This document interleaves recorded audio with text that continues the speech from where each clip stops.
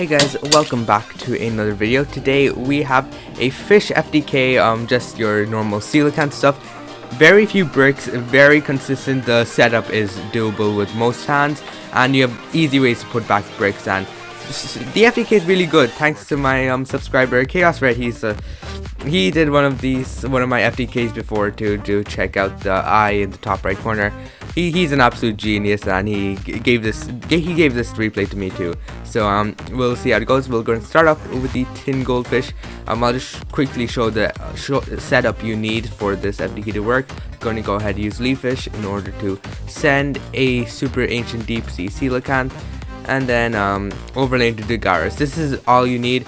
Any way to get this card in the graveyard plus Dugaris on field. So you're going to go ahead and use Dugaris' effect. In fact, you don't even need Dugaris specifically. You just need access to this in the graveyard. Any way to bring this up with any card in your extra monster zone. You'll use Coelacanth's effect, discarding your extra random discard. And then you're going to be summoning 4 specific monster. Fishborg Archer. You'll be summoning a Gluttonous Rep Dolphin Greetus.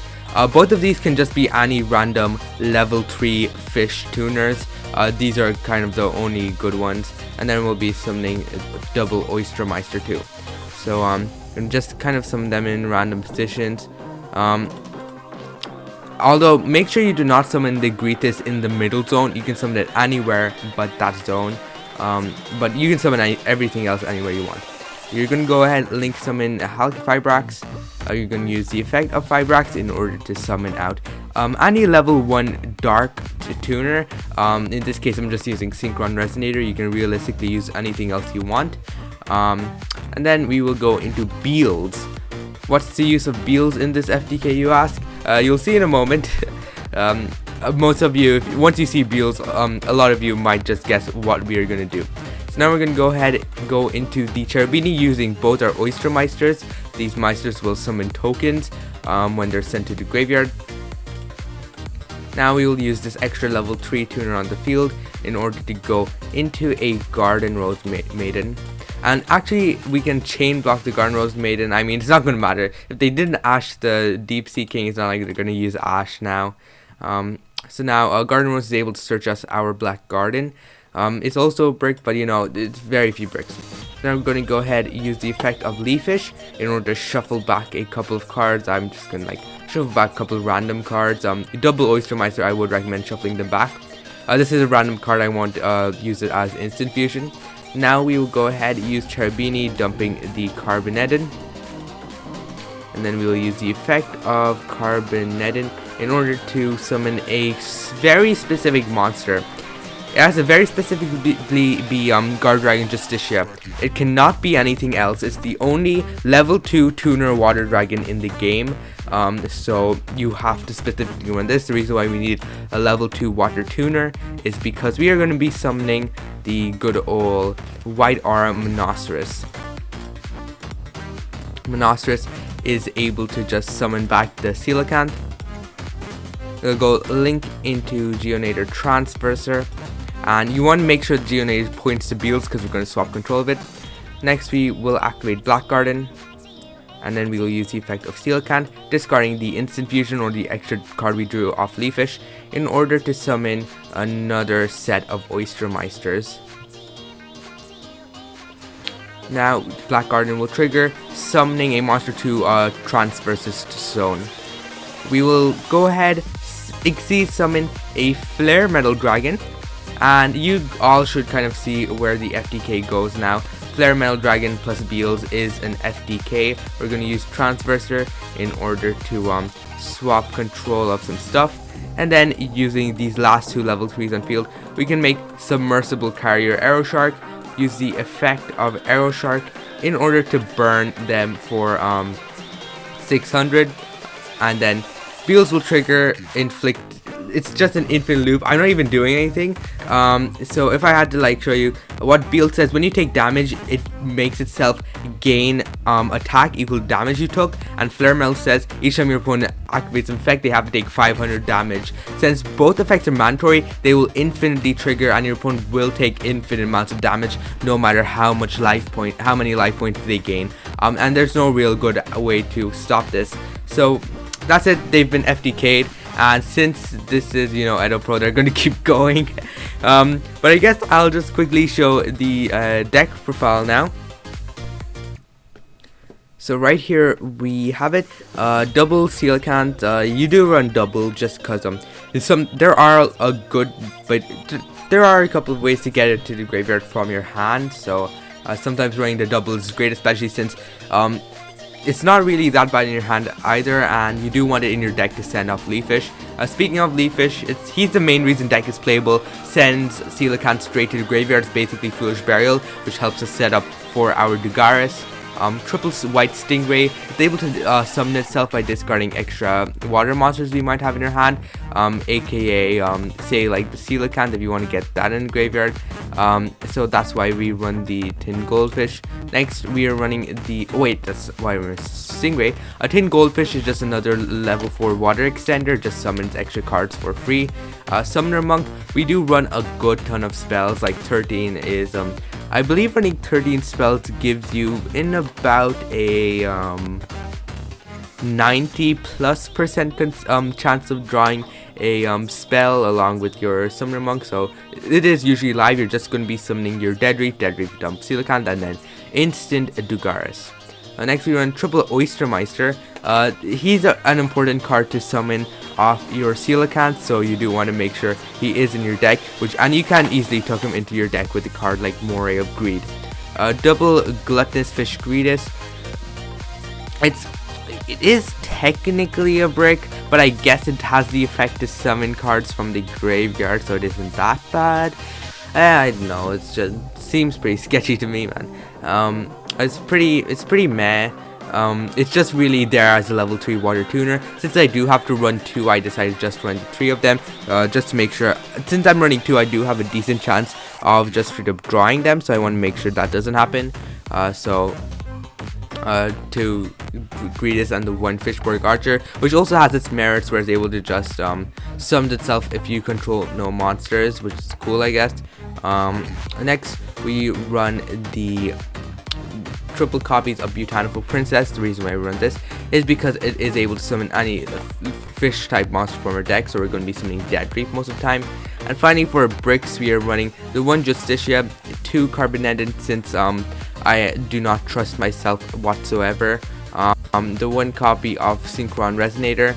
Actually, on second thought, you can discard Carbonendant off Coelacanth. That means you only have to run 1. Yep, we have space for another card. Let's say Into the Void. Into the Void seems like a good card to have, you know. It's what am I doing? Or you can even run like Magical Mallet. I don't know what I'm running. Honestly, I might run the one Magical Mallet. Put in whatever you want. World Legacy Succession is also meritable to some degree. I'll just fill it in for you. There, I just put in the one Midbreaker just to protect your opponent, just to kind of protect yourself from hand traps to some degree. And probably not just this format. You can probably get rid of this, but I'm just floundering, man. Just ignore it. So we're only truly running one Garnet, and then these 2 are really just bricks. You don't care too much about Synchron Resonator since it is able to summon itself from your hand, and Justicia can also be summoned from the hand with Carbonendant, so that's all cool. Next we run the one Instant Fusion. It's a level 4 extender and can get us to Dugaris easier. We run the one for one just to get Beautiful Princess easier. The one Foolish Burial to fill our graveyard with Coelacanth. The one Monster Reborn in case our Coelacanth is in the graveyard. You can just Monster Reborn it. The one Upstart for consistency. The one Call by Grave. Just draw it and play around hand trap. Smile. The one copy of Midbreaker. Midbreaker is horrible. Yep, it is horrible. At most it plays around Imperm, Veiler, 2 very bad cards in this format. Ghost Ogre is also horrible in this format. I don't know what I was thinking, but I guess it's to protect yourself against Gamma to some degree. It's pretty meh. Just ignore this. We run the one triple White Mirror. in case you get your hands onto like Foolish Burial, this is actually a really good card in a grindier game, since you are able to just, you know, do lots of stuff. With White Mare, it's a monster reborn, and it also searches a monster with the same name, which is really cool. Triple Moray of Greed, this is able to shuffle back on any of your Coelacanth targets. So if you've drawn a good couple of Oyster Meisters, you can shuffle them back. If you've drawn like these cards, you can shuffle them back. If you've drawn you can even shuffle back Guard Dragon Justicia, which is really cool. And on top of that, you draw 3 cards, which is really stupid. And finally, we run the 1 copy of Black Garden, just to be able to get a token on our opponent's field so that we can swap with Geonator.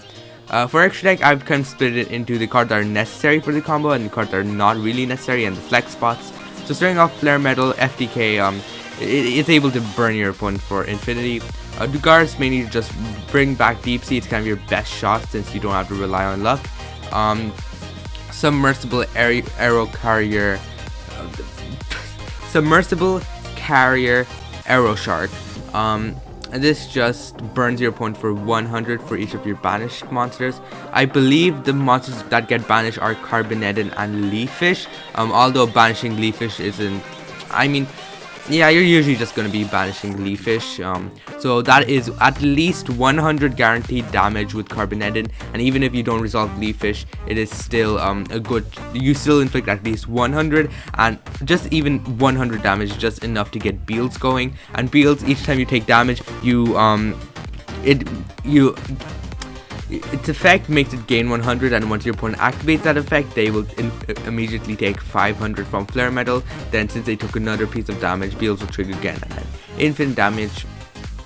The White Aura Monoceros, mainly to get back a level, it's basically Cloud Castle for level 7 monsters, except it's a lot more, it's for fish monsters, but you're usually just summoning the Coelacanth, so it is Cloud Castle for level 7 monsters. It also somewhat summons cards. It's also able to just recur itself from the graveyard, which doesn't come up too much, I guess. The 1 copy of Garden Rose Maiden to search Black Garden. And then the 1 copy of Crystal Haki Firebrax to get the level 1 Dark Tuner. This can be anything, as I said, I just chose Synchron Resonator. And the 1 copy of Geonator Transverser, just give your opponent a Beals, and that way they will take infinite damage. And finally, the Cherubini, just to send Carbonetid to graveyard, and then you can do so from there. Carbonetid can also just be sent to graveyard by discard by Coelacanth, so that is once again super great. Those are all the cards you need for the combo specifically. I believe it's 9 cards, so it isn't too bad. Next, we have the 1 copy of Mud Dragon. It's mainly just for your instant fusion. Next, you have the 1 copy of Bahamut Shark. Bahamut Shark Toad, you sometimes go into it if you are unable to go into the Coelacanth. So you sometimes go into it, I guess. I don't condone this, but you know, do whatever you want with these. These are just flex spots. Access code Unicorn Phoenix, just more basic stuff. I don't have to explain this. So that is the deck. I hope you enjoyed the video. The FTK is super cool. Thanks a lot, Chaosred. It's super consistent, barely any bricks, and I hopefully you guys can just try this at home to tell me how this works out. And I guess I'll be seeing you next time. Goodbye.